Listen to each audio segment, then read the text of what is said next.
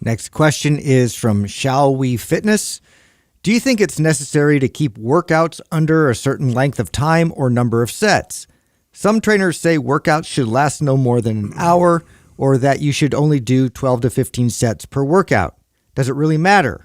Or is the total weekly volume per muscle group the most important thing to consider? Okay, well, there's some general answers to this, but individually, boy, can this vary tremendously. I mean, I've known some advanced lifters who could train, 30 sets per body part, 2.5 hours.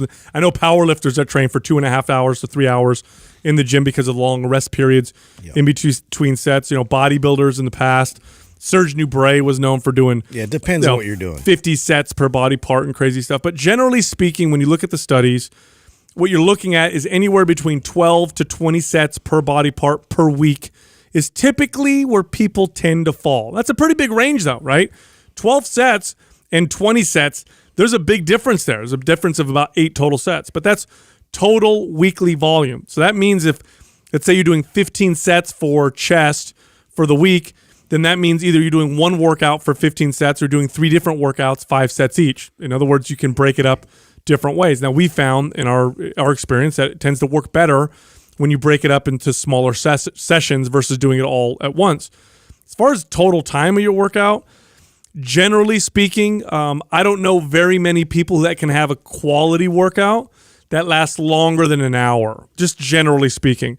Now, I know a lot of advanced people that can have a quality workout that's longer than that, but most average people, 45 minutes to an hour and, a real good quality exercise, you're probably doing okay. Now, if you throw mobility and correctional work and priming, then you could go an hour and a half and the whole, session be pretty quality. But aside from that, I don't like answering these with specifics because there may be someone listening that would benefit from doing an hour and a half of a hard workout and somebody who's listening who shouldn't go longer than 30 minutes. I really think it always goes back to the same thing that we say on this all the time, which the goal is always to do as little as possible to elicit the most amount of change. And so, and why I like using that, because that applies to no matter whether you're a brand new beginner or super advanced. Even the super advanced person should be doing the least amount possible to elicit the most amount of change. So even if that person is 5 years into training, they haven't missed a single day in 5 years, they can handle 30 sets of a total volume on a muscle group, but they should have, if they did it properly, scaled to that, and if you're a brand new beginner, or maybe you've been off the gym for 2 months or more and you're getting back in, you may not even need 12 sets. I mean, if you just get in there and you work out 4 or 5 sets and you weren't doing anything before, you're going to elicit change. Mm-hmm.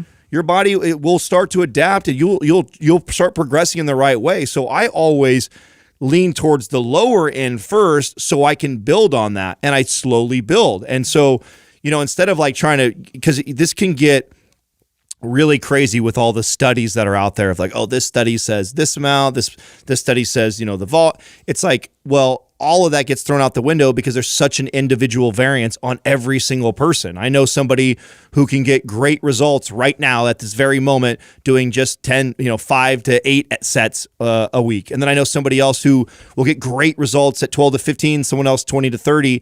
And so it really depends on where you're currently at in your training regimen or your routine. And again, always trying to lean towards doing as little as possible to elicit change. And so you start off at just what you need to do to see change.